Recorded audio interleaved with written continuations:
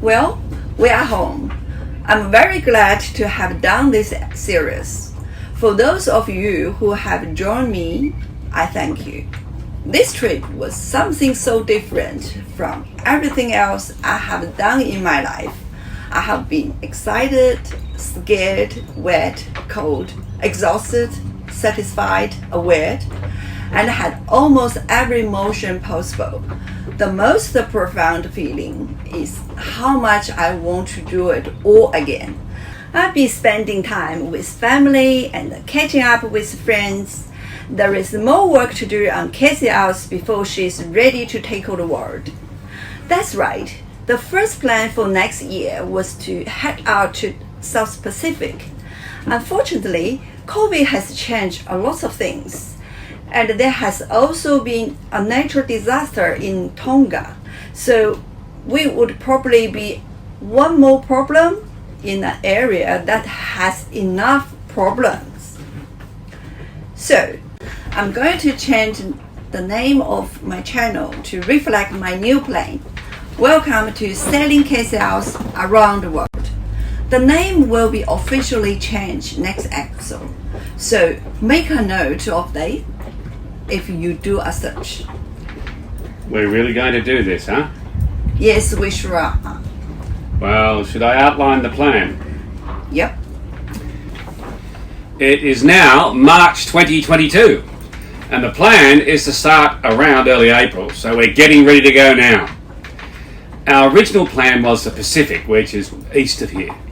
We were going to tour the South Pacific and return to Australia, then sell the boat and hopefully buy one in Europe to sail home with.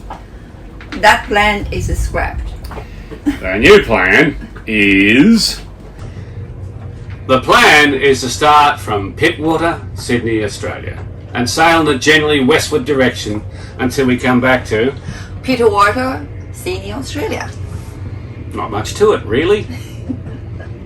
We'll start by going back to East Coast like last year. This time, we will keep going until we reach the top of Australia at Cape York. The actual departure point is Thursday Island, just off the Cape. From there, we will join a rally to Indonesia. The first stop on the rally will be in Kai Kecil Island. We hope to spend 2 to 3 months touring around Indonesia and then go on to Singapore, Malaysia, and Thailand. And somewhere along there, near the end of this year, we'll leave the boat for a month and fly home to hopefully greet our new grandson.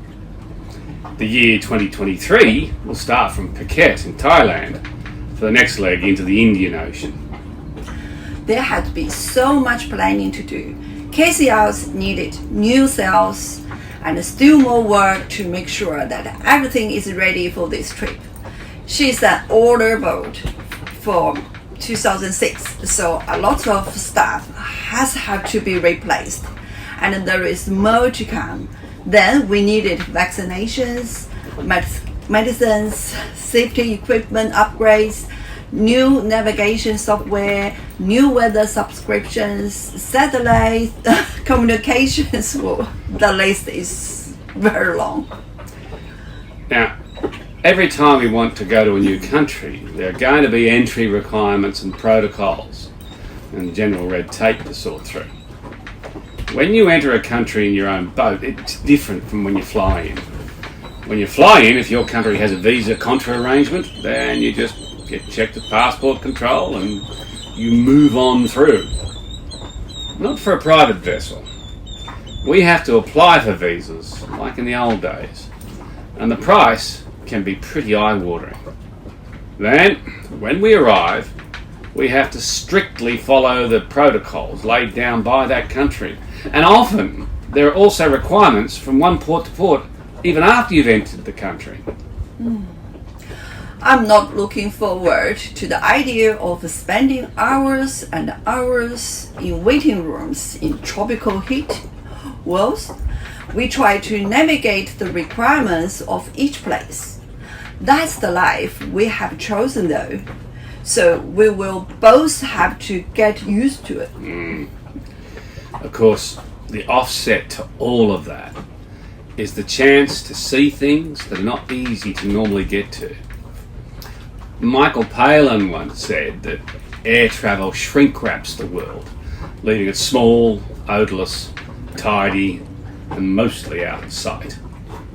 Sailing from one place to another at 6 or 7 knots in a yacht does anything but. The world seems enormous from the deck of a yacht. The ocean's so close you can actually touch it. The distances are so great that days and sometimes weeks pass with no change in the view. Now the neatness and the odour, we'll actually be able to see and smell that for ourselves. Then there is also the chance that we will find something that no one or almost no one has ever been to or seen or experienced. I dream of isolated waterfalls and underwater wonderlands and fish and animals. It's so exciting. Yeah. Okay, so with that said, here's a quick look at what we've been doing these last few months. We were home in time for Christmas, so it was great to have Christmas lunch at home with the family. My mom joined us on the boat for a few days, and I loved having that special time with her. She is 84, but still very keen to try anything. My sister and her husband also visited from upstate. Sydney has had the wettest couple of summers in memory, and it rained for much of the time that we were on the boat, but we made the best of it. When these two get together, they find new levels of silly and they have a great time.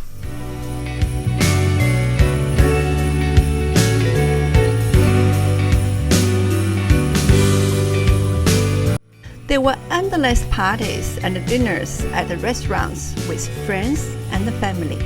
Australia Day is at the end of January, so we took CathayOz down to Sydney Harbour for the weekend. We caught up with some old friends, Michael and Alana. We watched the Great Ferry Race and other events, and then had some guests join us for the night. After the weekend, we spent a couple of days looking to the various beautiful bays around Sydney Harbour. On Valentine's Day, the captain took me to our favorite restaurant for lunch. I love Birds, with its old-fashioned dining room and white-coated waiters. This meal started with a caviar bump. We'd never heard of it, of course, but it is the tequila lick, sip, suck, except the lick is a lump of caviar, the sip is vodka, and there is no suck. Bert's is one of the few places that I trust for steak tartare. They also have an amazing dish of fried bread with anchovies. Altogether, we had a wonderful Valentine's Day lunch. Our new cells arrived, and it took an entire week to get the old ones off and the new ones on. There was only the two of us, so not much filming was done. Our boom is a long way off the deck, and the main cell is really heavy. So this was a lot of work for just the two of us. We got them on though. It was very satisfying to go for our first cell without being embarrassed by the color of the cell.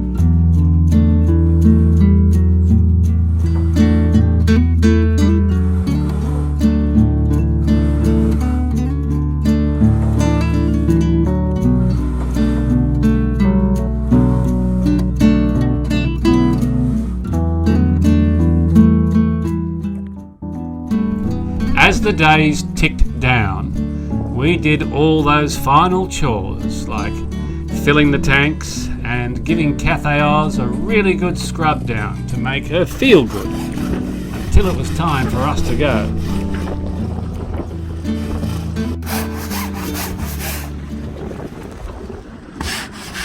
Finally, after 105 days at home, the coffee percolator announced that it was time to fill up the hot cups and head to the bridge for for our early morning departure on our new adventure.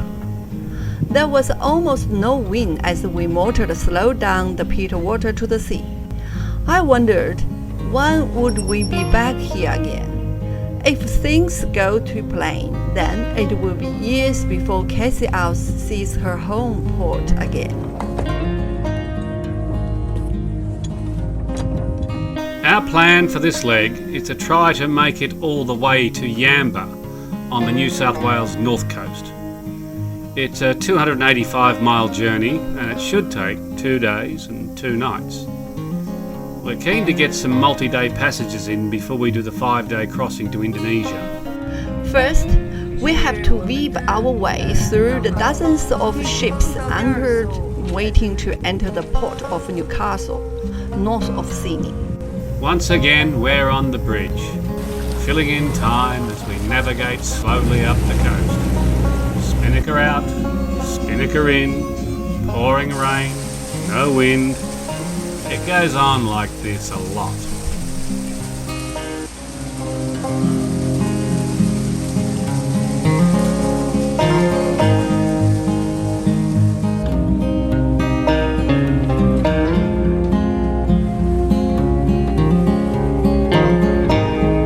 It's a beautiful sunset, and we travel 11 hours since we left Sydney this morning, about 6 o'clock. But now it's time for have dinner.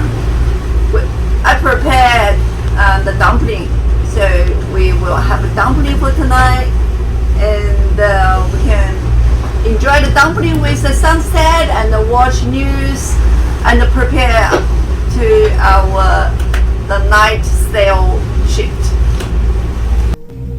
At lunchtime on the second day, it became clear that some heavy weather was going to get to us before we got to Yamba. We called cops, but they had no room for us, so we pulled into the unfamiliar Port Macquarie. It is a lovely large town, about 400 kilometers by road from Sydney.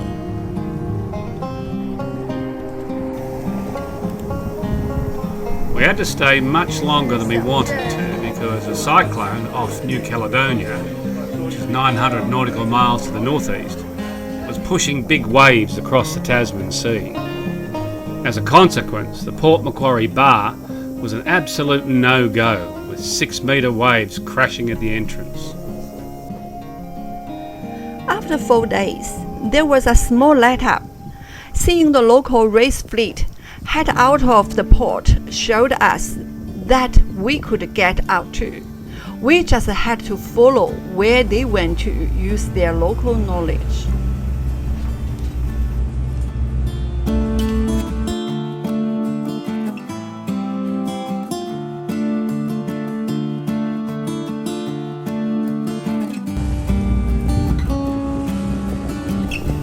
That worked really well, and even though we crashed off the backs of a couple of very tall waves, we were through and out to sea without too many problems.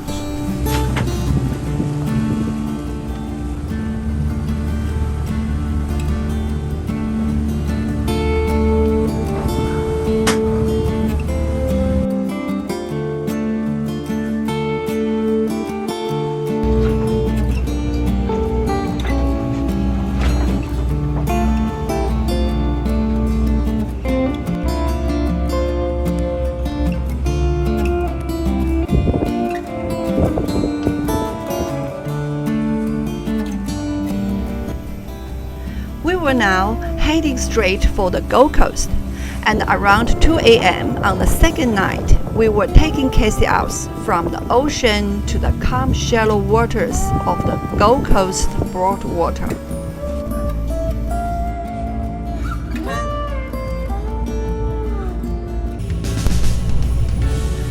It was good to be back in Queensland in the warm autumn sunshine. We need to get to Brisbane to get some follow-up shots for our South Asian vaccinations. So after a short rest, we headed back up the Broadwater.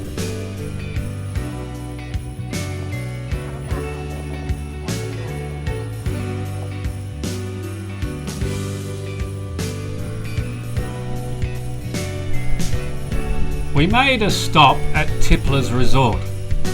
This is a lovely spot, quite close to the Gold Coast, and it is the place for local boaties to party on the weekends.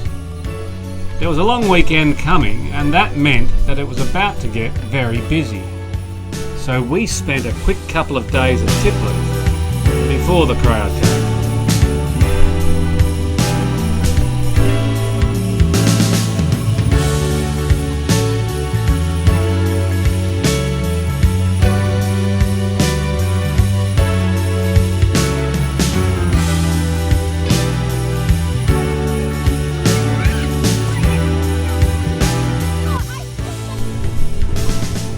Next week, we will be in Brisbane for a short stay before starting the long journey to Thursday Island, where we will leave for Indonesia.